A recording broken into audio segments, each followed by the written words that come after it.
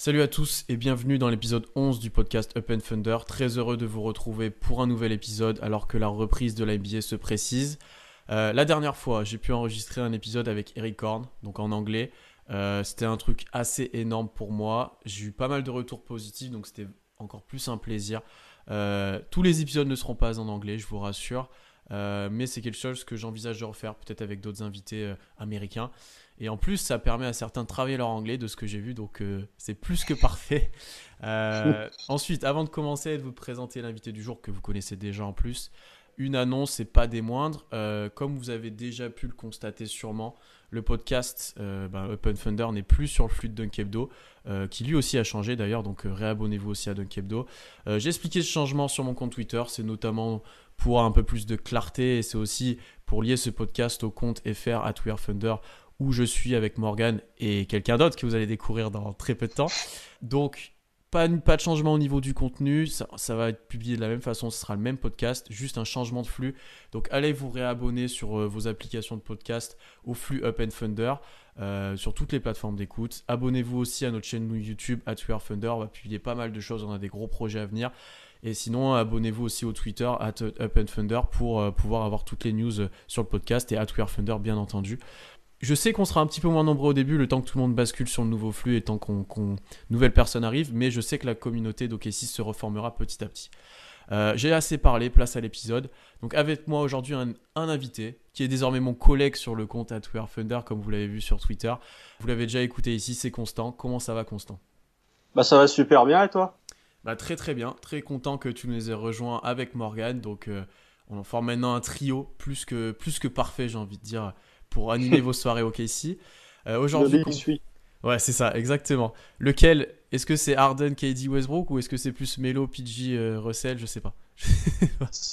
Non, pas celui-là. Non, je Il a sais pas pas qui serait existé Melo, ça celui-là. serait un peu compliqué pour lui quand même, c'est ça qui est... C'est celui qui refuse de sortir du banc et qui veut pas être c'est qui veut ça. rester la superstar. C'est exactement ça.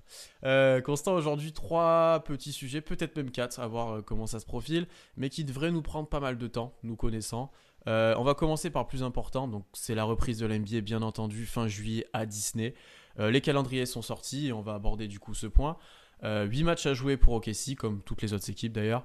Donc dans l'ordre, le Jazz, Denver, les Lakers, Memphis, Washington, puis Phoenix en back-to-back, Miami et enfin les Clippers. Tous les matchs d'ailleurs sont à des horaires plus qu'abordables, donc ça sera un plaisir de vivre ça avec vous et on passera pas nos nuits réveillés à tweeter, ce sera encore mieux. Constant, de manière globale, tes commentaires déjà sur ce programme pour OKC.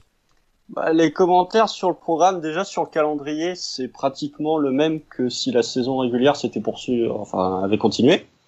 Hormis le fait que la NBA a enlevé un deuxième match contre Denver pour mettre celui des Clippers à la place. Donc c'est pas forcément une bonne nouvelle. Après, sur le calendrier de manière globale, je trouve qu'on a eu un calendrier assez clément. Au niveau des horaires, déjà, c'est plutôt pas mal. Il y a qu'un seul back-to-back, et le back-to-back, c'est Washington et Phoenix. Donc peut-être deux équipes qui auront déjà plus rien à jouer au moment où on va les affronter. Non mais elles ont déjà plus rien à jouer dès maintenant, Oui, non mais peut-être qu'elles vont avoir encore moins quelque chose Non à mais jouer quand on complètement, va les jouer que quand elles vont arriver à Orlando. c'est vrai. Après, sur le reste, t'affrontes Utah avec les problèmes de vestiaire qu'on connaît, plus la blessure et l'absence de Bogdan Bogdanovic. T'affrontes Denver que t'as déjà battu juste avant la pause. Tu joues les Lakers. Bon, là, on va pas se le cacher, ça va être compliqué. T'affrontes Memphis, qui est un adversaire tout à fait prenable. Après, la vraie inconnue, pour moi, ça reste Miami et les Clippers. Mhm. Déjà parce que Miami, le premier match a été assez compliqué contre eux. Et ensuite les Clippers, parce que une équipe des Clippers au complet, c'est toujours difficile à jouer. Et en plus, c'est ton dernier match, donc tu peux avoir un petit peu de fatigue qui commence, ou tu peux avoir des joueurs qui se sont blessés de ton côté à cause de la reprise et de l'absence de rythme.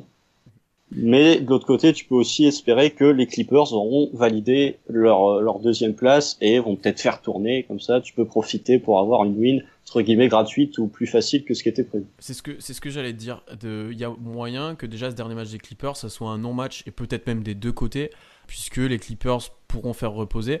Voilà. Après, comme tu l'as dit, moi j'ai dégagé quelques matchs un petit peu importants. Je pense que le premier est très important pour se remettre dans le bain parce que le Jazz est juste devant OKC à ce moment-là, que ça permet de passer devant et d'avoir le tiebreaker sur eux si ce match est remporté. Il n'y a plus Bogdanovic aussi, comme tu l'as dit. Celui de Denver après est important, mais peut-être un petit peu moins que celui-là. J'ai du mal à nous voir aller chercher Denver. Et ensuite, ce qui va être très important pour moi, c'est cet enchaînement Memphis, Washington, Phoenix, où on doit gagner du rythme, où on doit prendre 3 victoires et on doit un petit peu retrouver notre rythme de la saison.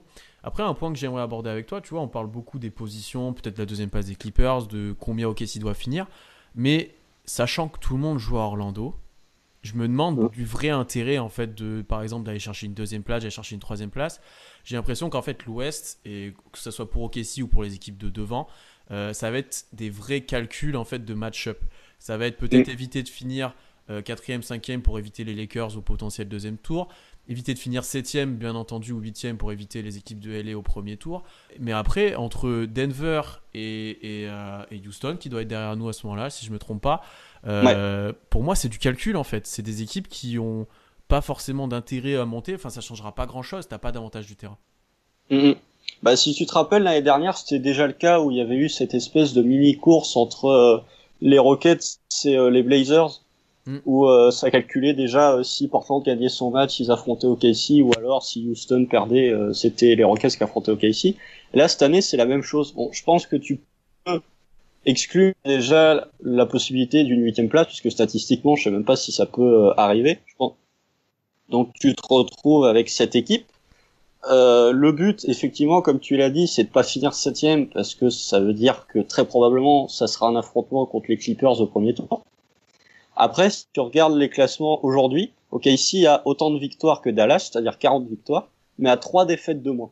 Donc sur 8 matchs, je trouve que ça va être quand même compliqué de perdre 3 matchs de plus que les Mavs.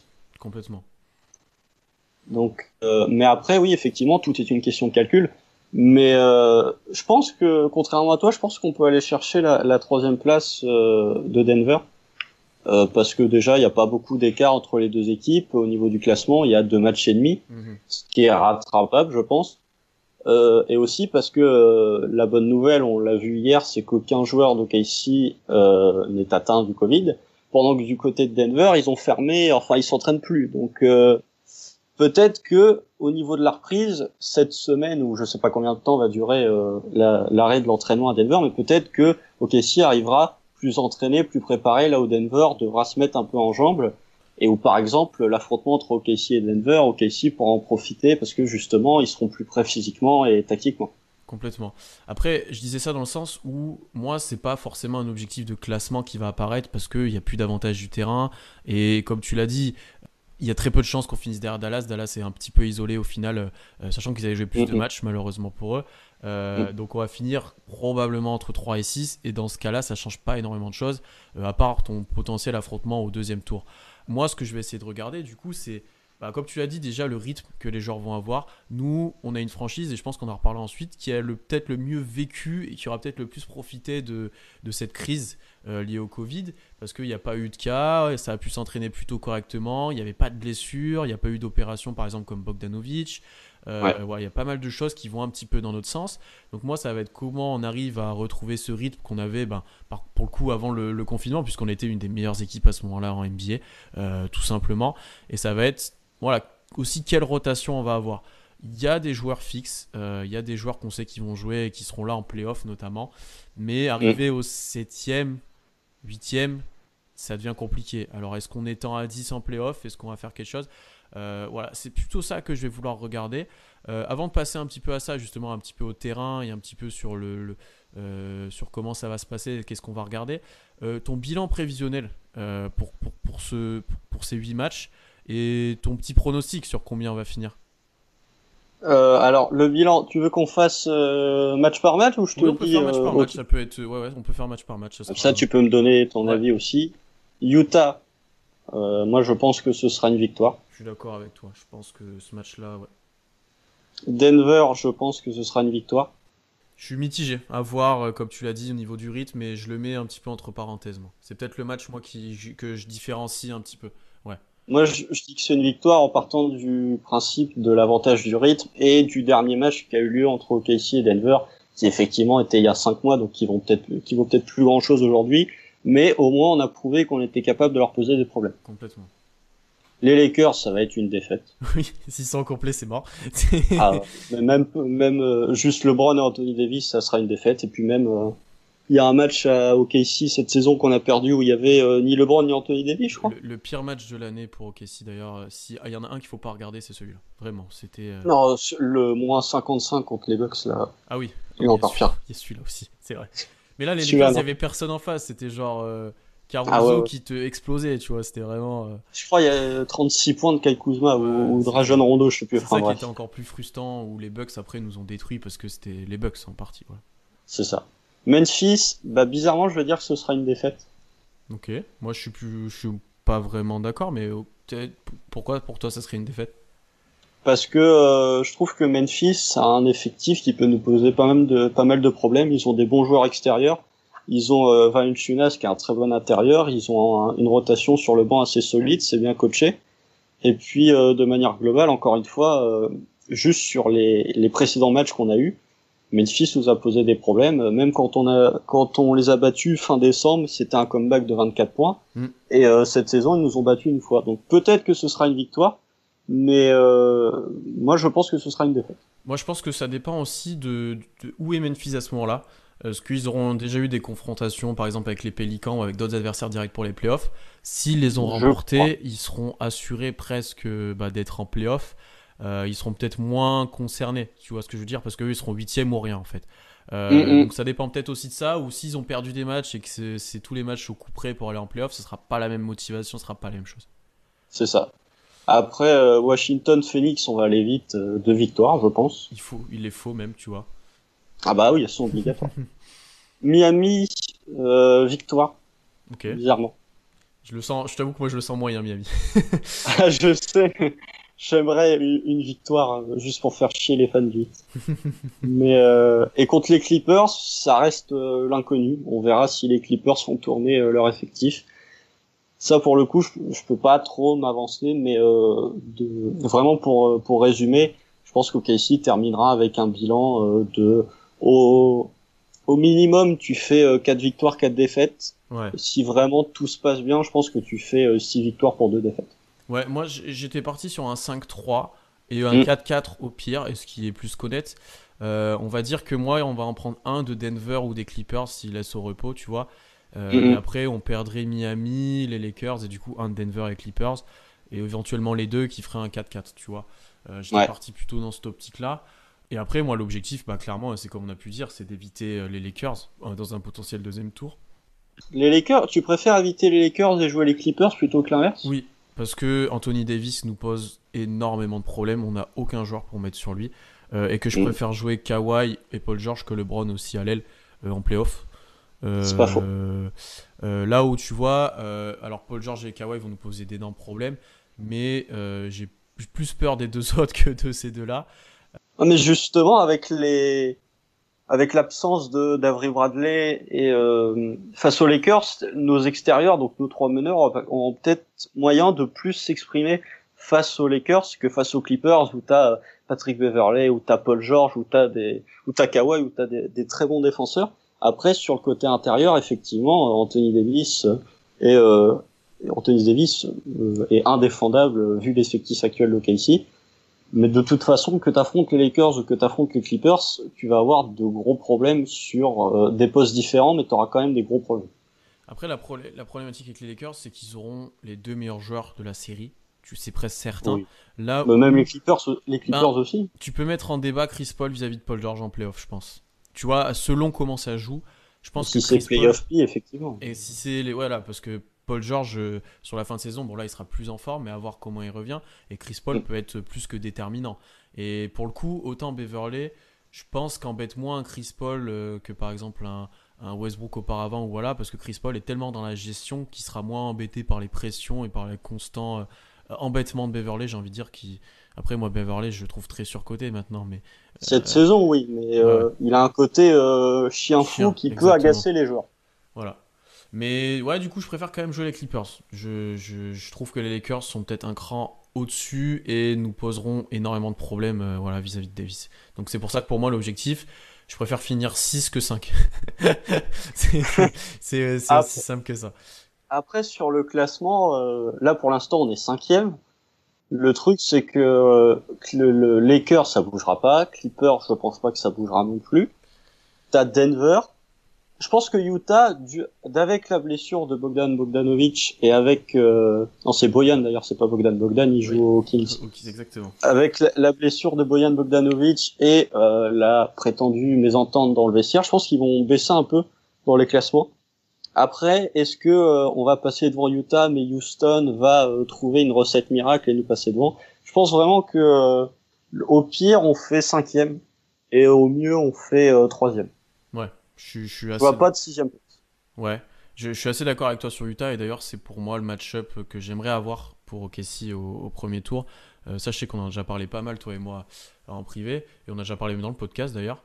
Moi c'est Utah que je viserais pour regarder un peu plus sur le terrain maintenant. Donc moi la première chose que j'ai dit que je voulais regarder c'est si on retrouvait notre jeu d'avant, notre rythme, notamment Chris Paul et Gallinari qui sont plus vieux, qui auront peut-être besoin d'un ou deux matchs pour retrouver des sensations. Là où un Shai ça devrait courir dans tous les sens. Ah bah Shai, il a dit qu'il a joué, il a joué au basket pendant toute la pause. Donc Il va arriver encore plus fort qu'avant, j'ai l'impression, ça va être. il va tourner en 5-5, ça va être trop. Mm, mm, mm. Donc un peu cet état de forme des joueurs et aussi, comme tu l'as dit, éviter les blessures parce que un Chris Paul, Gallinari n'ont pas été blessés de la saison. C'est le pire moment là pour qu'ils soient blessés et c'est quelque chose qu'il faudrait éviter. Et ce que je voulais aborder avec toi, c'est peut-être une potentielle rotation en playoff et c'est ce qu'il faudra mettre en place pendant ces 8 matchs. On sait que par exemple que le 5 majeur ultime, celui qui est très fort dans la ligue avec Schroeder, avec les 3 meneurs, Gallinari plus Adams, ça va jouer. Nerlens Noel va jouer. Dort va jouer, c'est presque certain. Je pense que Ferguson en playoff apporte plus de certitude que les autres, mais déjà on peut peut-être mettre en doute ça. Et là on est à 8 joueurs. On est à 8 joueurs. Si tu inclus Ferguson, ou pas d'ailleurs, on peut en débattre, qui tu inclurais pour arriver peut-être aller à 10, 9 en playoff? 10, non, parce que déjà, quand tu regardes les rotations de Billy Donovan les années d'avant, à partir du All-Star Break, il tournait à 9 et en playoff, il tournait à 9. Donc je pense pas qu'il tournera à 10, même avec l'effectif de cette année qui n'a rien à voir avec l'effectif des années précédentes. Mais effectivement, comme tu as dit, le 5 majeur bouge pas. Schroeder, Ferguson, Nerlens Noel joueront. De manière que Schroeder jouera plus que les deux autres, mais Nerlens Noel et Ferguson sont des bons joueurs, donc ils auront leur temps de jeu. Après, le 9e spot, ça se joue entre est-ce que tu préfères avoir Bazley qui est plus un 4 ou d'avoir un Nader qui est plus un 3, qui est capable de shooter à 3 points, qui est capable d'apporter un peu d'attaque vers le cercle. Ça, c'est au choix de Bido. Moi, personnellement, je préférerais faire jouer Bazley plutôt que Nader. Mais je prétends pas être dans la tête de Billy Donovan, mais je pense que lui préférera privilégier Nader, qui a plus joué cette saison que Bazley, qui s'est pas blessé, et je pense qu'il est très fan de l'apport qu'a Nader sur le terrain. Offensivement, ouais. Beasley revient de blessure, en plus il avait pas rejoué avant le confinement. Donc à voir lui comment il a évolué aussi, il a mis pas mal de vidéos. Moi je pense que ça va dépendre de la situation, j'hésite aussi comme toi entre ces deux joueurs. Je pense que ça dépendra de la situation, où est-ce que tu as besoin d'un boost offensif, notamment si Ferguson est encore à côté de ses pompes au niveau du shoot, Ouais. ou alors si tu as vraiment besoin de contrer un peu plus les grands adverses. Tu vois par exemple sur les Clippers qui jouent assez grand, tu peux avoir cette problématique là, où tu auras besoin d'un vrai 4 à côté de Nerlens Noel, et peut-être que d'autres équipes tu auras plus besoin d'un 3. Si tu joues Houston, ça peut, tu vois, tu as peut-être moins besoin. Tu Ou mets alors, Schroeder en 3. ouais, c'est ça, c'est exactement ça. Donc je pense que ça dépendra de la situation, et je pense qu'on reparlera ensuite, mais du coup Diallo, on risque de peu le voir, j'ai l'impression. Ouais. Après, il y a encore, et aussi ça aussi, on en parlera un petit peu plus tard, c'est un de nos sujets, en Dark Horse Robertson, peut-être, on ne sait pas. Enfin, Robertson, si jamais il rentre dans une rotation, on le verra en saison régulière. Enfin, on verra dans les 8 matchs de Ouais, reprise, de toute façon. exactement. Il y a une autre chose à suivre aussi qu'il ne faut pas oublier et qu'on a un petit peu oublié, c'est le bilan global de toutes les équipes là, qui vont s'affronter pour voir si OKC gardera son choix de draft. Parce que c'était Le suspense de la saison. c'est un peu ça, parce qu'on était à un stade où on gagnait trop de matchs, on commençait à gagner trop de matchs, et plus que les Sixers, notamment je crois à l'opposé, ou les Pacers, et du coup on était passé devant eux, et là notre choix allait à Denver, parce c'était un choix hors top 20, tout simplement. Il y aura Non, c'est notre choix pas à Philly, je crois. Et on a celui de Denver. Ah oui, voilà. Si Voilà, je dis pas de bêtises. Non, non, oui, tu as raison. T'as raison. Et on a celui de Denver C'est dans et le il part à trade Philly. de Jeremy Grant. De Jeremy Grant. Voilà, j'ai inversé les deux. On a celui de Denver et le nôtre va à Philly s'il est hors top 20. Et donc voilà, donc il y a aussi ça. Il faut espérer qu'à l'Est, ça gagne beaucoup de matchs pour que ça remonte. Mais mine de rien, c'est pas négligeable. C'est pas négligeable. On peut avoir un premier tour en plus dès l'année prochaine. Au mieux de. Voilà, donc je préfère avoir ce premier tour et donner deux deuxièmes tours que l'inverse. Oui, bah si tu regardes là au niveau des classements, classement de la ligue, Houston est devant nous avec le même bilan. Alors je sais pas trop pourquoi, étant donné qu'on a le tiebreaker sur eux, Non, moi, mais en on est tout cas devant, on a le non, même. pour moi. Non. Si tu prends le classement de la conférence d'accord. Ouest, on est devant. Si tu prends le classement de la ligue, on est derrière eux. C'est bizarre. Donc je sais pas, c'est l'appli de la NBA, c'est comme ça. Enfin bref, si Houston est devant nous, on est 10e, donc 20e choix de draft, donc il part à Philly. Ouais. Sinon, c'est 21e. On est avec un bilan de 40 victoires pour 24 défaites.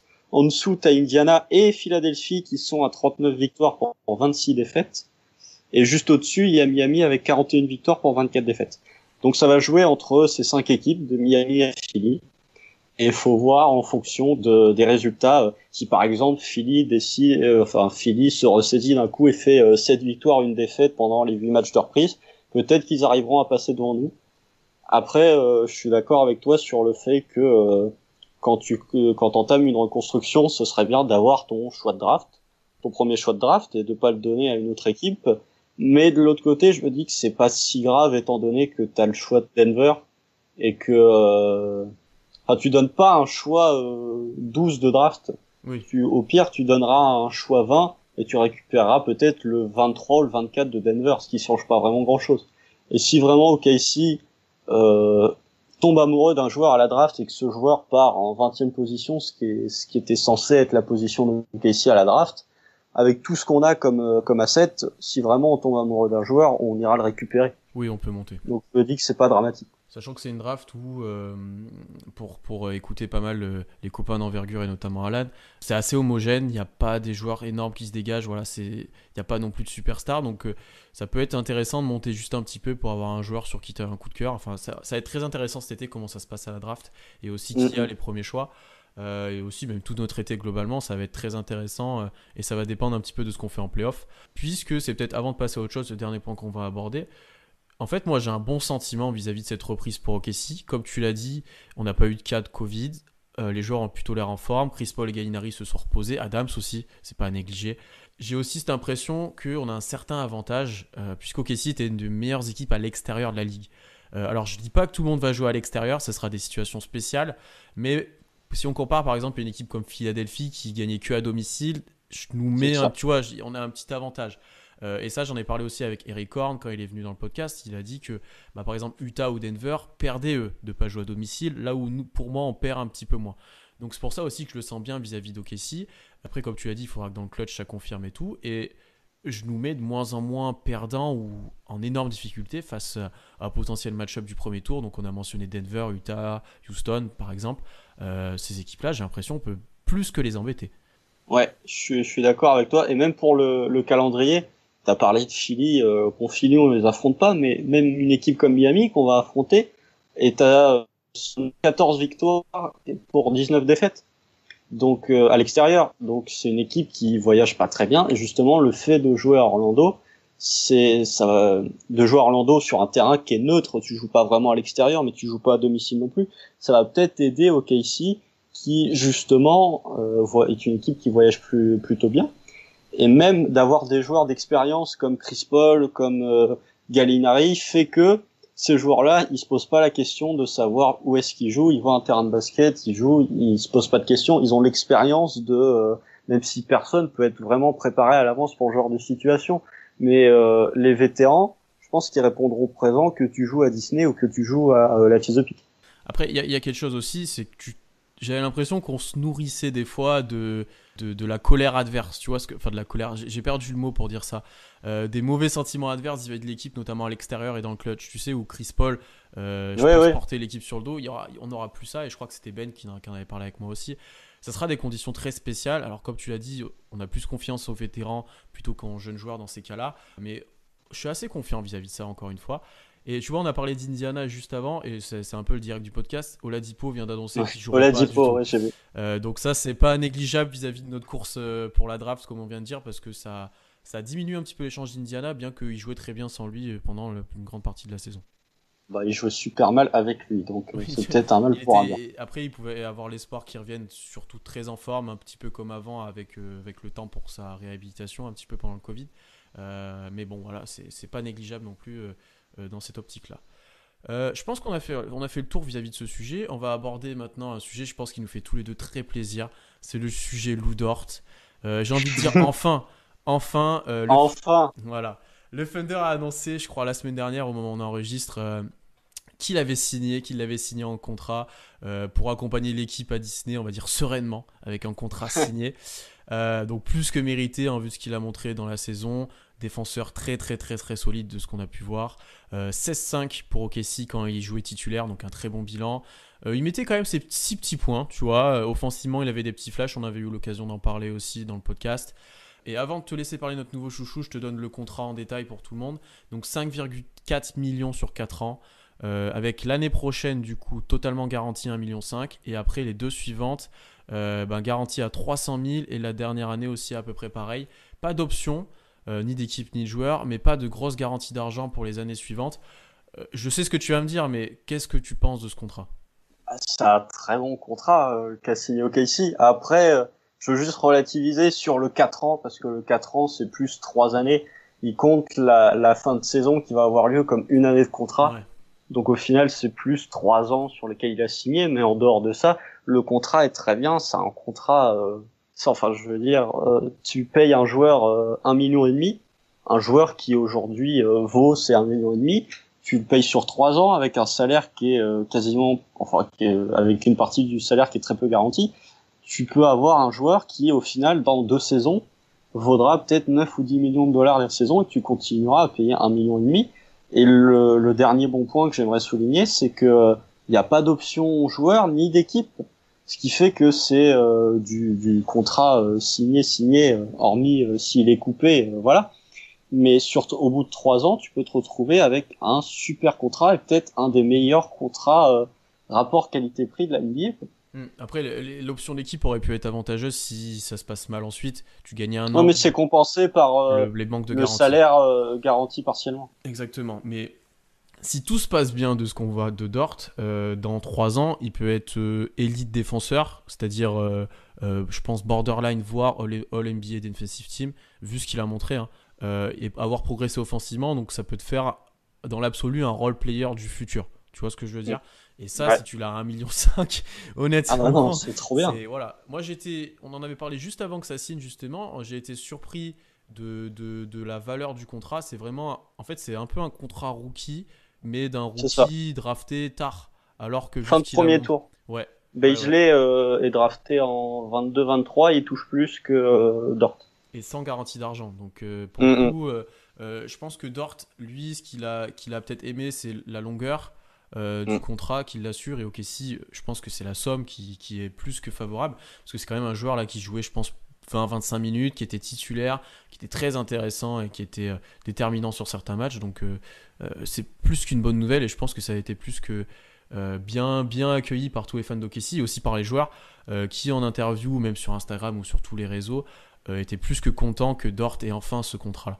Bah oui, en tant que titulaire, attends, je vais te retrouver ça, mais ouais, voilà, il joue 22 minutes de moyenne cette saison, sachant que doit y avoir 2-3 matchs où il joue que 2 minutes, et c'est le match du début. Donc voilà, c'est un joueur qui est important dans la rotation de KC, qui est titulaire maintenant quasi incontestable au poste 3. Voilà, effectivement, comme tu l'as dit, si tu te retrouves dans 2 ans avec un joueur qui est un très bon défenseur et un joueur qui fait partie de ta rotation, qui est borderline titulaire, qui te coûte que 1,5 million sur l'année, ah voilà, c'est magnifique, quoi. Il y a ce contrat, il y a aucun risque et il peut y avoir que des bonnes choses issues de ce contrat. Après, moi, tu vois, là, on le fait jouer 3. Pour moi, dans le futur, où ça sera plutôt un 2, on va dire à la Robertson, parce que j'ai plus envie de le voir défendre sur des guards que sur des ailiers. Mais ça, on verra comment il évolue. Mais je préfère voir le défendre sur Donovan Mitchell que sur LeBron, par exemple.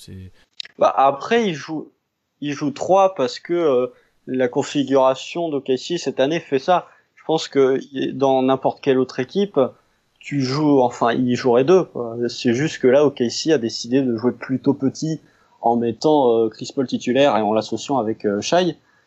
Mais sinon, il jouerait deux. Mais même quand il défend, on l'a vu défendre sur Harden, il défend plus sur des deux que vraiment sur des trois. Je suis d'accord avec toi. Après, lui, ça sera un joueur, et dans le futur, un petit peu comme Robertson, qui sera plus intéressant dans le 5 majeur que sur le banc, vis-à-vis de, pour l'instant, son manque de qualité offensive, j'ai envie de dire, même s'il a montré des flashs, on en a beaucoup parlé. Voilà, il sera beaucoup plus à l'aise dans le 5, et je pense qu'il y sera peut-être pour un petit moment.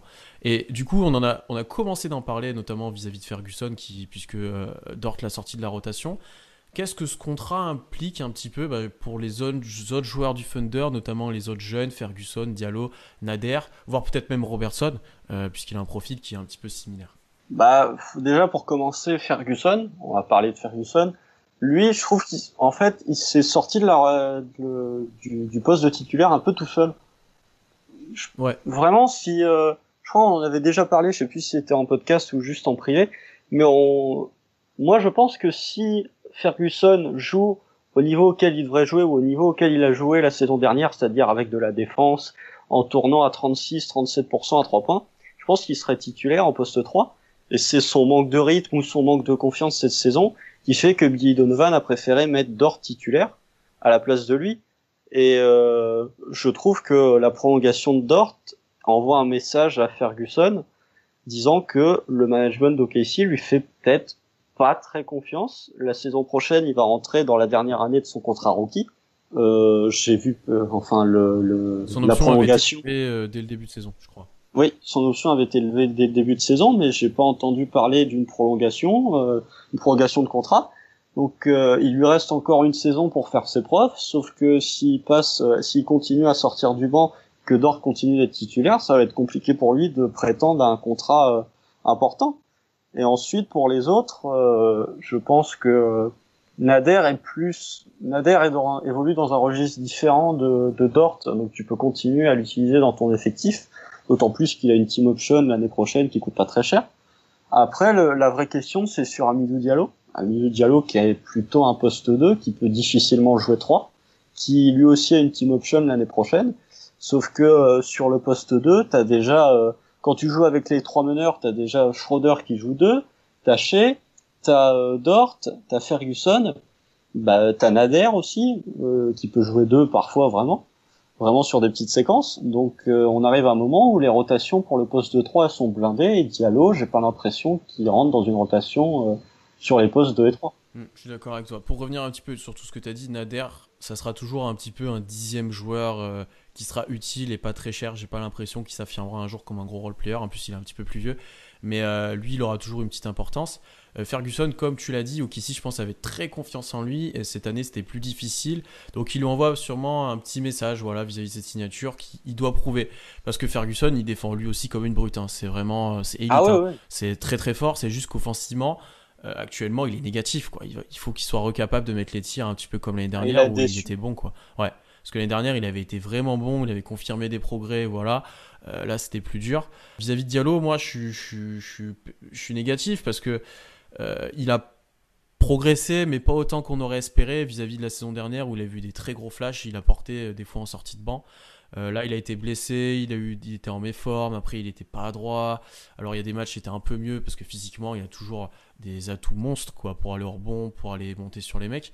Mais il manque encore, il est encore très brut, il a du mal à se polir, il a du mal à gagner en lecture de jeu, à rentrer dans ce système d'OKC cette année qui demande beaucoup plus d'intelligence qu'auparavant. Et ça, c'est pas à négliger pour les joueurs qu'on vient de citer. Et c'est pour ça que d'ailleurs Dort s'exprime plutôt bien dans ce jeu-là. Ouais, je suis d'accord avec toi, Diallo actuellement. Et je pense que même là, il sera pas dans la rotation, quoi. Non, je pense pas non plus. Après, Diallo, je trouve que c'est dur de le juger sur cette saison parce que si tu regardes le début de saison, donc avant sa blessure, je le trouvais plutôt bon. Je trouvais qu'il avait fait des progrès en termes d'intelligence de jeu par rapport à la saison dernière. Il était plus productif. Je crois qu'il y a des matchs où il doit te mettre 10 points avec 5 ou 6 rebonds parce qu'il est très actif en rebond offensif, il est très athlétique, etc. Sauf qu'il y a eu sa blessure entre-temps qui est venue le casser un peu son rythme. Il a été absent, je crois, 1 mois et demi, 6 semaines, il a été absent. Et quand il est revenu, effectivement, on n'a pas vu le Diallo qu'on avait vu en début de saison ou qu'on avait vu la saison dernière. Donc effectivement, si il remonte pas rapidement tout le bien qu'on avait dit de lui la saison dernière, il va se retrouver hors de la rotation au profit d'autres joueurs. Puis son tir, quoi. Alors, Dort et Ferguson ne mettent pas dedans, mais Ferguson, il a une gestuelle, il a un geste qui est rapide, il peut lâcher vite la balle, il a déjà mis dedans. Dort, tu vois qu'il y a un potentiel, il est capable de mettre des tirs, il n'hésite pas à les prendre, voilà. Mais Diallo, j'ai l'impression qu'on est à des années-lumière qu'il ait un tir correct, quoi. C'est du niveau André Robertson, en vrai. Parce que, il n'y a rien au niveau du tir, c'est très compliqué. Après, c'est pas le même style de joueur. Ce que va faire Diallo en termes de pénétration et d'attaque vers le cercle, je pense que Ferguson pourra pas le faire ou voudra même pas le faire, ou Dort pourra pas le faire non plus. Ce que fait Diallo au rebond offensif, il y a des choses intéressantes que ces deux joueurs-là feront peut-être pas. Justement, c'est ça que je trouve dommage, c'est que tu pourrais avoir une bonne complémentarité entre Ferguson, Dort, qui sont des joueurs qui sont de très bons défenseurs et qui sont capables de mettre dedans, même si je suis un peu plus réservé sur Dort, avec Diallo, qui est un joueur qui va plus attaquer vers le cercle, qui va plus profiter de ballons qui traînent pour aller marquer 2 points. Donc justement, ce serait bien d'avoir ces trois joueurs-là qui sont complémentaires entre eux. Le problème, c'est que Diallo, on peut pas attendre éternellement à ce qu'il récupère au niveau de la saison dernière. Le coach a des choix à faire. Et aujourd'hui, si t'es Billy Donovan, je pense que tu préfères privilégier Ferguson ou même Nader, qui est très bon à 3 points cette saison, plutôt que Diallo qui galère à rentrer ses tirs ou même en défense qui va faire parfois des trucs stupides à prendre des fautes rapidement. Bah, t'as plus de sécurité avec les autres. Là où Diallo, tu sais jamais trop ce que ça va donner et tu le fais jouer en playoff. Moi, je suis le coach adverse, je fais défendre mon joueur sur lui dans la raquette. C'est aussi simple que ça. Donc c'est compliqué, il est encore très brut, comme tu l'as dit. Il y a pas mal de choses qui vont un petit peu contre lui, alors que comme tu l'as dit, il a un style différent, il est capable de faire des choses que les autres ne font pas, et il aurait pu être intéressant là-dessus. C'est assez dommage. Lui, je pense que c'est un joueur qui doit encore beaucoup travailler et pas que faire que du drill individuel. C'est quelqu'un qui doit aller jouer en Summer League, qui doit aller, tu vois, qui doit travailler sur son jeu plus que vraiment ses qualités intrinsèques. On l'a un petit peu mentionné, c'est un de nos derniers sujets, il en reste 2 petits. C'est André Robertson. Pourquoi on parle de lui? Je vais te laisser faire même d'ailleurs. On parle de lui surtout parce qu'on a eu des news de Billy Donovan lors d'une visioconférence avec tous les médias du Thunder. Et je sais que tu voulais un petit peu en parler, donc vas-y Constant. C'est le point André Robertson. C'est un peu les mêmes infos depuis 2 ans et demi. Non, mais il y a eu la réouverture du Media Day en NBA. Donc Billy Donovan et Shea se sont exprimés hier ou avant-hier, je crois. Et Billy Donovan a été interrogé sur André Robertson, où est-ce qu'il en était dans sa progression. Et Billy Donovan a dit que il s'entraînait comme tous les autres joueurs, qu'il pouvait pas faire du 5 contre 5 pour l'instant, donc il n'est pas vraiment réintégré à l'effectif, mais en tout cas il fait les mêmes exercices que les autres joueurs.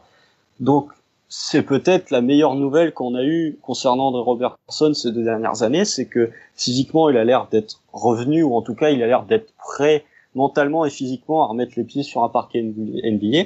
Après, la question qu'on peut se poser, je pense que tous les deux on va être assez pessimistes sur la réponse, c'est est-ce que André Robertson aujourd'hui a le niveau pour jouer, pour être dans une rotation NBA? Je parle même pas d'être titulaire et de revenir à son niveau d'il y a 2-3 ans quand il était au defensive team ou limite candidat Depoy, mais juste d'être un joueur de rotation qui sur 10 minutes peut t'amener quelque chose, peut t'amener de la grosse défense, peut t'amener 2 points faciles avec un cut backdoor. Aujourd'hui, avec la très grande durée de son absence et le fait qu'il axait beaucoup son jeu défensif sur son physique, j'ai des gros doutes sur ça. Ouais, plusieurs choses. Alors déjà, même avant le confinement, Robertson avait parlé dans un podcast, je crois, ou en interview, et il avait indiqué qu'en fait, lui, si la saison avait continué, il arrivait à un moment où il aurait pu commencer de voir la G-League ou le terrain. Donc je crois qu'il avait dit qu'il était prêt, il serait prêt à revenir pour la dernière semaine de la régulière ou le début des playoffs. Donc déjà, ça en disait un peu long sur c'était plus motivant que ce qu'on avait eu auparavant. Alors, faut pas non plus faire plan sur la comète. On a eu les progrès de Robertson, on l'a eu 20 fois par Billy Donovan. Donc C'est voilà. ça. Après, je suis d'accord avec ce que tu as dit. Là, en plus, on a des joueurs qui rentrent dans son profil, Ferguson et Dort, comme tu l'as dit. Est-ce qu'il est capable d'avoir un niveau défensif qui lui permet d'être sur le terrain? Ça, on peut se douter qu'avec son intelligence défensive, comment il jouait avant, il sera capable, mais est-ce qu'il sera aussi fort qu'avant? Ça sera très très très dur. Et lui, il peut pas compenser offensivement, parce qu'offensivement, j'ai du mal à voir qu'il aura progressé au tir ou autre. Ça m'étonnerait. Donc, ouais, ça devient très compliqué pour lui. Et c'est ce qu'on a dit un petit peu juste avant d'enregistrer le podcast. Si on le revoit pas sur ces 8 matchs, là, j'ai l'impression de saison régulière à Orlando, on reverra jamais André Robertson, je pense, honnêtement. Parce que ça fait un grand moment qu'il n'a pas joué maintenant. Physiquement, ça veut dire que ça ne tient pas si Billy Donovan ne laissait même pas sur ces matchs-là. Donc ça devient très compliqué, c'est la fin de son contrat. Alors qu'il a un profil que j'aime bien parce qu'il est plus long, plus costaud que Dort et Ferguson, plus capable de défendre sur des 3-4. Par exemple, sur un LeBron, je préfère voir Robertson que Dort, bien que Dort défende. Largement. Donc tu vois, moi ça m'embête un petit peu parce que lui en 3, c'était mieux physiquement, on va dire. Mais après, justement, tu peux profiter. On regardait le calendrier, là, on parlait du calendrier tout à l'heure. Les 2 matchs là qui sont contre Washington et contre Phoenix, si jamais tu as un écart qui est important dans un sens ou dans l'autre, tu peux peut-être justement essayer de faire jouer Robertson 10 ou 15 minutes pour voir si récupérer, si il a de jouer. Si effectivement, sur les tests que je pense que Billy Donovan va le faire jouer sur les 8 matchs de reprise, si tu vois que il est pas dans le coup en défense, c'est plus du tout le même, et qu'en attaque tu continues d'attaquer à 4 contre 5 quand il est sur le terrain, tu te dégages de la rotation et ciao la NBA. Après, voilà, si physiquement il revient plutôt bien, il est encore capable de défendre sans être un défenseur élite, mais il est encore correct en défense. Pourquoi pas? Mais le souci, c'est que OKC a joué toute la saison sans lui, donc c'est compliqué de briser un collectif et de briser une rotation qui marche bien pour l'instant. Et de l'autre côté, t'as des joueurs, comme t'as dit, t'as des joueurs comme Ferguson et comme Dort, qui sont des joueurs qui évoluent à peu près dans le même registre, même si Robertson est plus grand et plus costaud. Je trouve que pour défendre sur T2 ou sur T3, avoir Ferguson et Dort, aujourd'hui ça suffit. Et t'as pas besoin de rajouter un Robertson qui ne t'apportera que de la défense, là où Ferguson peut apporter des tirs à 3 points, et là où Dort peut t'amener 2-3 lancers et des tirs à 3 points si vraiment il est à droit sur une soirée. En fait, la problématique, c'est si on joue les Clippers ou les Lakers pour Dort et Ferguson, parce que physiquement, Kawhi et LeBron vont les détruire. Tu vois, c'est ces 2 joueurs-là, moi, qui m'embêtent, parce qu'un Harden, parce qu'un Mitchell, parce que c'est laquelle autre équipe que j'oublie Denver, tu vois, il n'y a pas de gros 3 non plus, donc ça suffira. Mais si on joue une des équipes des LA, ça devient beaucoup plus compliqué en fait pour ces joueurs à défendre et c'est un match-up plus que défavorable. En vrai, tu vois, j'y pensais pendant qu'on parlait, le scénario ultime pour Robertson, c'est il joue un petit match, comme tu l'as dit, pendant le back-to-back où il a quelques minutes, tu vois qu'il est capable de jouer à peu près, sans être une foutre de guerre. On arrive en playoff, par exemple, imagine on joue Houston. Dort tu le mets sur James Harden. Exactement. Genre Dort il tire à 3 sur 17 pendant toute la série. C'est ça. Ou alors même, tu vois, match 2, on perd déjà 1-0, mais t'as Dort qui prend des fautes, Ferguson est sur le terrain, mais c'est pas ouf. Et là, tu tentes le coup de poker Robertson qui rentre sur Harden et qui l'éteint. Tu vois, ce serait vraiment le scénario ultime. Le moment vintage, mais... Le moment où nous, on buggera en live tweet parce que Robertson n'aura pas joué la saison, il rentre pour défendre sur Harden et tu fais, mais il va vraiment faire ça. Oh, la défense de Robertson sur Harden! Où il lui met des contres, enfin, tu vois, des trucs... Après, si tu regardes les affrontements contre Houston, Harden, dès qu'il voit un joueur d'OKC, un extérieur d'OKC, il prend peur. C'est vraiment... Même cette saison, hormis l'année dernière où il nous avait mis une piquette au match de Noël, tu regardes cette saison, le Martin Luther King Day, il se retrouve avec Dort ou parfois avec Shea qui défend sur lui. Il fait des matchs dégueulasses au tir. Donc c'est vraiment... Celui à OKC pour le retour de Westbrook, il se fait détruire. Celui-là aussi. En même temps, toute l'équipe de Houston s'est fait détruire ce soir-là, hormis Westbrook. Mais pour avoir regardé le match là juste pendant le confinement, offensivement, ce que proposait OKC ce match-là, c'était déjà énorme et petit à petit défensivement, ça se mettait en place et Houston mettait plus un tir et c'était très très très très solide comme perf. t'as ce match-là qui est solide, qui est un peu le match référence, et t'as le dernier match contre Boston, le match incroyable où on est mené de 18 et où encore une fois OKC revient avec la dernière action incroyable où t'as l'interception de Schroeder. Ça, c'était vraiment les deux matchs où OKC avait montré qu'offensivement il y avait quelque chose et que défensivement, quand fallait faire des stops, OKC arrivait à faire des stops. Après, pour revenir sur Anderson et sur contre quelle équipe il pourrait jouer, effectivement contre les Lakers, si vraiment déjà que ça va être compliqué contre Anthony Davis. Effectivement, si t'as LeBron, si LeBron est en train de rouler sur tous les extérieurs de KC, ça coûte rien pour Robertson, ça sera pire de toute manière. Mais vraiment, t'as que contre les Lakers, les Clippers et les Rockets que tu peux faire jouer Robertson, parce que sinon, que ce soit Utah, Denver ou j'oublie pas une équipe, que ce soit Utah ou Denver vont jouer avec des 3 plutôt petits, qui sont plutôt des 2 décalés en 3. Donc je vois pas vraiment l'intérêt de faire jouer Robertson là où Dort ou Ferguson pourront défendre sur ces joueurs-là. Ouais, Ingles c'est moins problématique, il n'y a plus Bogdanovic non plus, donc c'est moins Mm-mm. problématique pour eux. Et à Denver, c'est Barton. Ou ou Michael Porter Porter Jr. ou Torrey Craig qui est pas problématique offensivement. Ouais. Non, là-dessus, je suis complètement d'accord avec toi. Et ça sera intéressant de voir parce qu'actuellement, si on joue les Lakers, c'est Gallinari qui défend sur Davis ou sur LeBron. Donc il y a un problème. Tu vois, j'aime bien Danilo Gallinari, il a fait des efforts défensivement, mais c'est pas possible.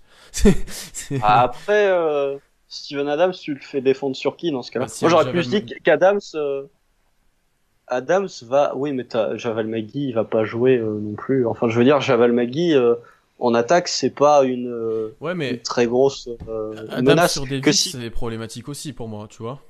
ouais, mais si par exemple, si effectivement, si Davis joue plutôt à l'extérieur, et prend des tirs à mi-distance, ça va être compliqué.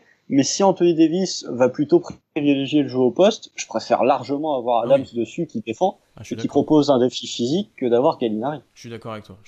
Là-dessus, je suis complètement d'accord avec toi. Mais tu vois, rien que là, il nous pose problème déjà. C'est ça qui Ah est non, con. mais Anthony Davis, de toute façon, il posera problème face au OKC, mais il pose des problèmes aux 29 autres équipes de la Ligue, de toute façon. Faut être honnête, il pose des problèmes à tout le monde et encore plus à nous. Oui. Euh, Bon, on a pas mal parlé de Robertson et petit dernier sujet, tu vois, que tu m'as mentionné juste avant le podcast, que j'avais complètement oublié alors que c'était pas vraiment négligeable.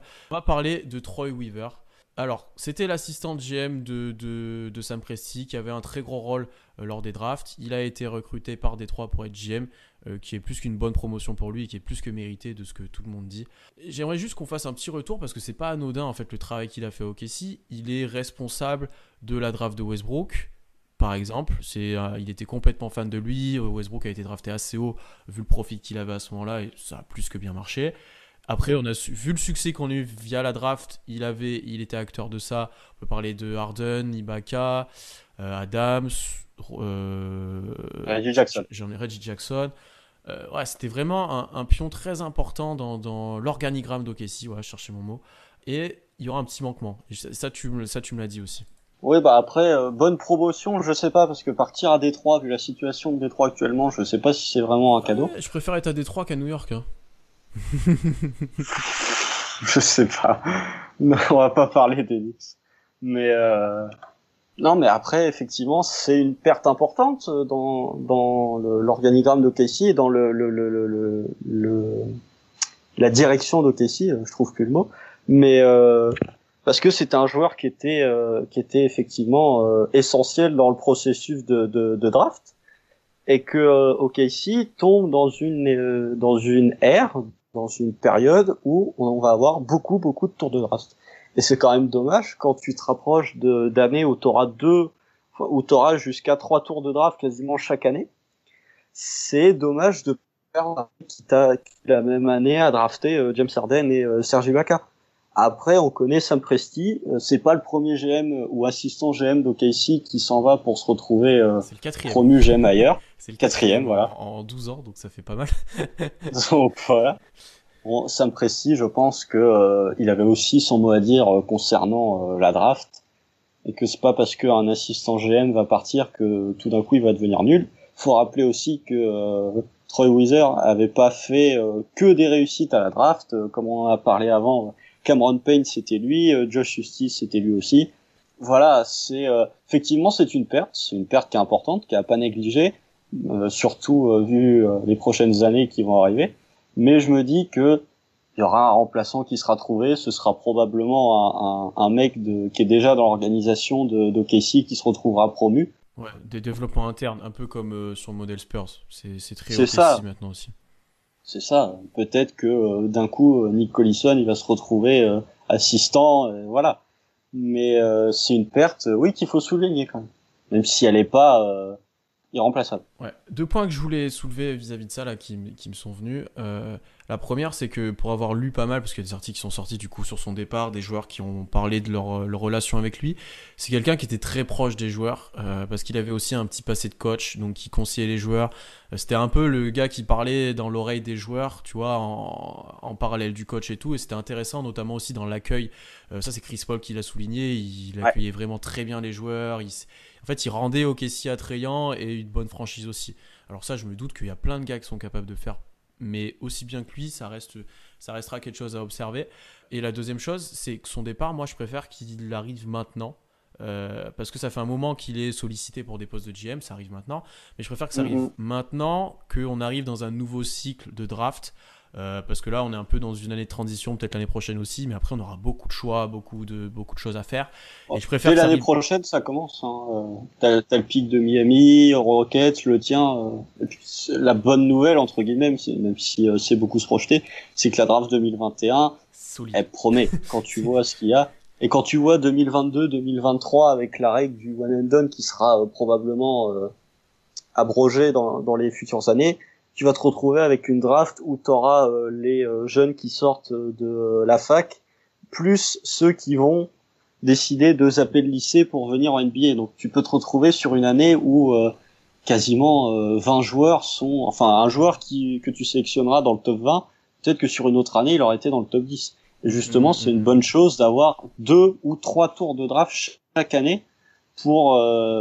enfin, et plus particulièrement cette année-là, pour pouvoir choisir un bon joueur. Donc vis-à-vis de ça, tu vois, je suis content que ça arrive maintenant et qu'on arrive à quelqu'un de nouveau maintenant, qui a un an pour se former un petit peu, j'ai envie de dire, cet été, et qui après sera là pendant presque tout le cycle, on espère, de un petit peu reconstruction. Et après, comme tu l'as dit, en plus, il va y avoir plein de réformes de la draft, tu vois, rien que l'année prochaine. La G-League, tout Voilà, ça. voilà, c'est ce que j'allais te dire. Il y a des très gros prospects qui vont jouer en G-League. Donc il y a pas mal de choses qui vont changer. Donc vaut mieux que ça arrive maintenant que dans quelques années. Ouais, après, je sais pas, parce que au final, je suis d'accord, je te rejoins sur le fait que c'est une bonne chose qu'ils partent maintenant, mais c'est aussi, enfin, avec un nouveau assistant GM, ça va être compliqué au début, je pense, la draft, à moins que que Sam Presti prenne vraiment un mec qui est spécialiste là-dedans, parce que OKC, même si on a beaucoup de choix de draft pour les futures années, ce serait quand même bien que les choix de draft qui seront sélectionnés, peut-être pas cette année, mais à partir de l'année prochaine ou à une saison où OKC aura peut-être un moins bon bilan et finira dans une équipe de loterie. Ce serait bien d'avoir des joueurs qui soient bons directement et de pas attendre 2023 ou 2024 pour commencer à avoir des bons joueurs. Ouais, je suis d'accord avec toi. Parce qu'on a de plus en plus de rookies qui sont capables de performer dès leur première année ou leur deuxième année, hein. On l'a vu cette année et l'année dernière, il y a des joueurs assez forts qui sont sortis sur les 2 dernières années. Ça Donc va. ouais, là-dessus, je suis plutôt d'accord avec toi. Donc il faudrait être très efficace. Et après, il y a une chose aussi qu'il ne faudra pas négliger. Et là, heureusement qu'il y a encore Presti, c'est que le nombre de picks qu'on a, on va en faire des packages pour soit des trades, soit Ah monter oui. dans la draft, soit... Donc il n'y a pas que la draft qu'il faudra suivre. Et à mon avis, on peut être très agressif et remonter assez vite. Tu vois, si jamais on descend, parce que pour l'instant, on est plutôt bien. Oui. Bah après, franchement, je sais pas quel est ton avis là-dessus, mais si tu regardes juste dans une perspective de moyen long terme, quelle équipe, hormis les Pélicans, a un futur plus brillant que nous? Enfin, je veux dire, si t'as une superstar qui est, par exemple, on va prendre un exemple totalement pris au hasard, Bradley Beal. Si t'as un joueur qui est comme Bradley Beal qui dit aux Wizards, moi je veux être transféré. OKC peut appeler le management des Wizards et dire bon alors nous on a 15 picks de draft sur les 5 prochaines années, qu'est-ce que vous voulez? Ce que pourra pas faire une équipe comme une grosse équipe comme le Heat par exemple qui n'a plus de tour de draft, comme Denver où leur tour de draft ce sera pas des picks de draft à la loterie. Donc je trouve que le futur d'OKC est important grâce à ces pics de draft, ou en tout cas, ces pics de draft et le trade de Paul George et le trade de Westbrook font que tu te sors d'une situation financière qu'on connaissait, qui était compliquée, pour arriver à un moment où tu peux quasiment aller chercher n'importe quel joueur via transfert, parce que tu pourras proposer une offre vraiment intéressante à n'importe quelle équipe. Ouais, je suis d'accord avec toi. Après, c'est sur du un peu plus long terme que certaines équipes. Tu vois, tu parlais de un petit peu noyau de jeunes, et c'était d'ailleurs le dernier sujet du podcast Dunkedo, je vous invite à écouter. Tu vois, il y a par exemple une franchise comme Dallas, ou comme les Pelicans, comme tu as nommé, qui ont des gros corps, tu vois, des gros noyaux de joueurs. Parce que Dallas, rien que Doncic te fait un noyau, en fait. Tu vois, tu lui ajoutes Porzingis, tu vois. C'est, en fait, ce qui manque à OKC, par rapport à Dallas, aux Pelicans, c'est vraiment un joueur star. Dallas a Doncic, a même Porzingis qui est très fort aussi. Bon, les Pelicans, ils ont Zion qui va être incroyable, qui est déjà incroyable. Ils ont Brandon Ingram qui est très bon. Ils ont Lonzo Ball qui sera un très bon joueur dans les années à venir. À OKC, t'as Shai qui est qu'on lui promet de très belles choses. ESPN l'a même classé devant Trae Young sur les meilleurs joueurs, enfin les meilleurs jeunes dans les années à venir. Mais il te manque ce joueur où quand tu dois jouer, tu dis oui, lui ce sera un All-Star tous les ans. Ouais. Vraiment un franchise player, quoi. Parce que Shai, je ne pense pas qu'il sera. Bah, moi, c'est la théorie que j'ai souvent soulevée, c'est que c'est un lieutenant. C'est le 2. Tu vois, c'est pas ton 1. C'est un mec qui est All-Star, pas tous les ans, mais qui est All-Star 2 ans sur 3, à peu près. Je suis d'accord. C'est un peu, c'est Chris Middleton, quoi. C'est pas du tout le même registre, mais dans le joueur, très bon offensivement, défensivement impec, qui est pas All-Star tout le temps, mais qui est All-Star régulièrement, on va dire. Bon, j'aime pas ton exemple de Chris Middleton parce que je l'aime pas, mais je vois ce que tu veux dire. Je vois ce non, que mais tu je veux dire, tu prends un gros franchise player, tu mets Shai en lieutenant, et Shai, il tournera, je sais pas, en 23 points, en défendant bien. Il sera All-Star parce que OKC aura un bon bilan. Il sera pas All-Star comme Westbrook est All-Star, quoi. Il sera All-Star comme l'était, je ne sais pas moi.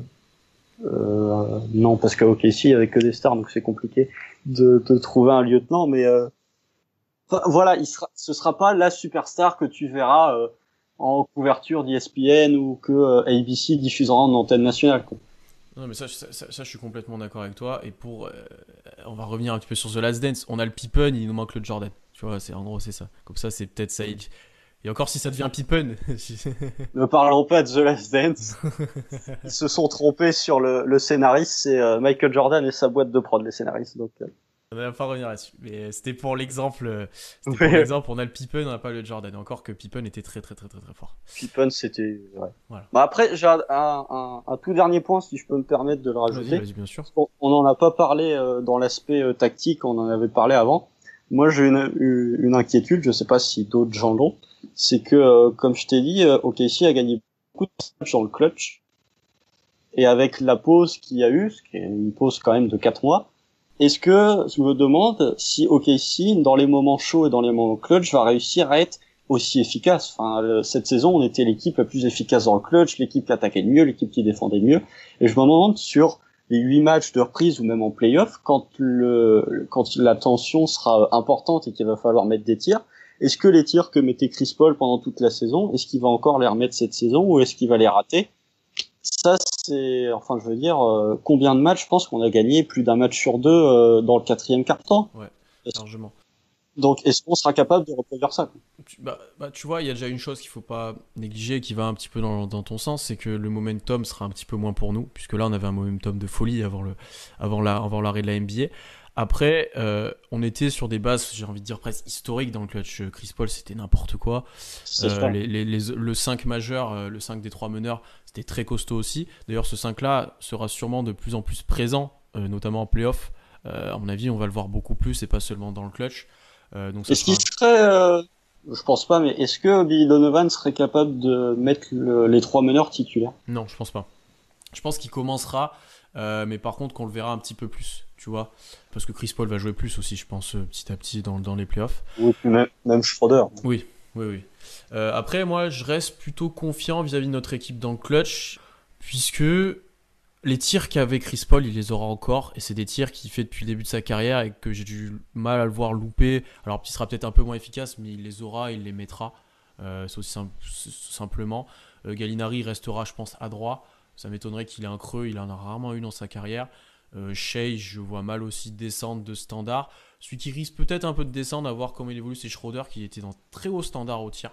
Il faut le À mentionner 3 aussi. points, il était Et à indécent cette voilà, saison. complètement. C'est peut-être lui que j'ai un peu plus de doutes, mais ouais, je te rejoins dans le sens ça va être compliqué d'être aussi fort, mais je pense qu'on est une équipe que pas grand monde dans le clutch a envie de nous jouer, hein. Même Oh maintenant. non, non, même maintenant, mais après pour te rejoindre sur ce point-là, c'est vrai que les shoots qui ont été mis dans le clutch cette saison, c'est pas des shoots comme Paul George ou comme Westbrook qui arrivaient à se créer les 2 ou 3 dernières saisons où c'était vraiment ISO, tout le monde s'écarte et c'est Westbrook et Paul George qui arrivent à faire un exploit. Généralement, les tirs qui ont été mis dans le clutch cette saison, c'est soit parce que Chris Paul a réussi à se démarquer, généralement c'est plus dû à un bon système et un bon jeu collectif plutôt qu'un Paul George qui va faire une action individuelle incroyable. Donc sur ce point, je te rejoins. Après, Chris Paul, effectivement, il a toujours eu ce genre de tir dans sa carrière, des tirs à mi-distance, mais il les a pas toujours mis pendant sa carrière, même dans le clutch. Ouais. Cette saison, je pense qu'il a jamais été aussi clutch cette saison dans toute sa carrière. Donc, est-ce qu'il va les mettre? Je sais pas, mais c'est sûr que si Chris Paul est un peu moins clutch, tu peux dire bon bah ok, on va donner plus de tirs à Shea, on va donner plus de tirs à Schroeder. T'auras toujours moyen, je pense, de trouver, de retrouver, de jouer avec un de tes 3 meneurs qui réussira de toute manière à te mettre des tirs. À créer, ouais. Mais est-ce qu'on sera aussi bon défensivement? Parce que en termes de defensive rating, dans le clutch, je crois qu'on était parmi les meilleurs, si ce n'est la meilleure. Donc, je sais pas. Mais bon. Et le dernier argument, et après je pense qu'on conclura, et là je vais faire plaisir à Tom là, du podcast Dunkebdo qui me l'a mentionné aussi. OKC a pas un si bon bilan que ça sur les équipes fortes. Tu vois, là on a parlé de nous certains matchs où on était très solides, on a parlé de Denver, on a parlé des Celtics, mais de manière globale, on est peut-être, si je me trompe pas, autour des 50% contre les équipes en gros qui seront en playoff ou qui ont un bilan au-dessus de 50% ou quelque chose comme ça. C'est aussi quelque chose qu'il faut prendre en compte. On a été très bon cette année pour gagner les matchs contre les équipes faibles. Et on a été un peu moins bon pour gagner les matchs contre les équipes plus solides. Donc ça, il n'y a que des équipes solides là normalement à Orlando. Donc il faudra prendre ça en compte. Il y a Washington et Phoenix, Voilà. donc non. Mais Il n'y a pas que des équipes solides. Normalement, c'est les 22 meilleurs et ceux qui peuvent jouer quelque chose, normalement. Ouais, c'est ça. Ouais, je sais pas. Mais c'est sûr que je crois qu'à l'Ouest, il y a que du top 8 de l'Ouest, il y a que Memphis qui a un bilan plus mauvais que nous contre les équipes du playoffable en tout cas. Oui, parce que Houston, c'est typiquement l'équipe qui, eux, se surpasse contre les bonnes et qui perd contre les nuls. Tu vois, genre comme nous avant. Ça dépend. Ça dépend contre qui. Oui, ça dépend contre Mais qui aussi. après, on a analysé là pendant une bonne heure tout, mais au final, on peut aussi se dire que on peut analyser tout ce qu'on veut. C'est carrément une nouvelle saison qui débute. Donc tout ce qui a été acquis pendant cette saison, ça se trouve OKC va battre, je sais pas, les Lakers et puis va être capable de perdre contre Memphis. Tu vois, c'est Il y a beaucoup d'incertitudes, que ce soit de forme, de blessures, de maladies du coup aussi, il y a plein de choses. Tu peux te retrouver enfin je veux dire si t'as Chris Paul et Gallinari qui sont comme on l'a dit, qui ont eu des saisons à peu près correctes au niveau des blessures, enfin qui ont fait des saisons sans blessure, si t'as Chris Paul l'adducteur qui commence à faire mal à grincer, et qu'il est absent, ouais. ta saison elle change complètement. Mais c'est pareil pour toutes les autres équipes, suffit que LeBron, ça y est, il commence à accuser son âge et il se blesse parce que c'est plus un cyborg. Bah la saison des Lakers, elle change complètement. Et enfin, c'est à voir après en fonction des blessures dans chaque équipe et de comment ils gèrent la reprise. Mais c'est, on va dire que les certitudes qu'on avait au mois de mars quand la saison s'est arrêtée, elles seront peut-être plus valables en juillet quand ça va reprendre. Complètement. Donc nous, on a fait plein de plans sur la comète pendant une heure, mais ça se trouve, on aura tout faux. Et ça non, mais sert à rien. après, voilà, c'est notre truc, quoi. Il n'y a pas que nous, hein. Ah Quand oui, tu vois sur ESPN, tout le monde discute. T'as Zach Lowe qui a dit que OKC était l'équipe qui faisait la moins peur en playoff aux autres adversaires. Bon, écoute, on est d'accord avec lui ou pas, mais de toute façon, c'était lui qui donnait OKC dernier de l'Ouest aussi en début de saison. Enfin bref, un visionnaire. Mais pourtant, Zach Lowe est normalement un des meilleurs journalistes NBA qui est très bon dans les analyses et tout. Là, pour le coup, il s'est un peu loupé. là, c'est un peu planté. Mais de toute façon, jusqu'au moment où la reprise aura lieu, le 31 juillet, on peut faire que spéculer. Ouais, complètement. Merci Constant pour cet épisode. Donc au final, on a été long, on l'avait dit, c'était sûr, hein. Alors, on a fait 1 heure du coup sur nos petits sujets. Donc déjà, allez suivre Constant @consconslubin sur Twitter. Allez nous suivre du coup tous les deux sur le compte @wearethunder. On vous prévoit des gros projets. Donc Constant a été recruté, on est maintenant 3. On prévoit pas mal de choses pour la prise de la NBA dans les futurs mois. Donc c'est important d'aller suivre. Suivez-moi @UpandThunder pour avoir toutes les news sur le podcast. Donc encore une fois, je vous le redis, le podcast a changé de flux. Il est plus sur le flux de Kebdo. Il a son propre flux lié au compte FR We Are Thunder. Maintenant, on a un petit peu fusionné les choses. Donc allez vous abonner au nouveau flux sur toutes vos applications pour écouter. N'hésitez pas à les noter du coup aussi si vous aimez le podcast. Normalement, si tout s'est bien passé, j'ai remis 2 anciens épisodes aussi pour que vous puissiez retrouver notamment celui avec Eric Horn et notre bilan de la saison. Allez aussi vous abonner sur notre chaîne YouTube puisqu'on va publier pas mal de choses et les podcasts y seront. Voilà, c'est tout. Donc on a fait plusieurs grosses annonces. Il y a du lourd qui arrive pour les fans d'OKC. Reposez-vous bien avant la reprise de la NBA parce que ça va être quand même très costaud. Je pense qu'on va se gaver de matchs, mais pas que d'OKC. Ah, ça va être trop bien.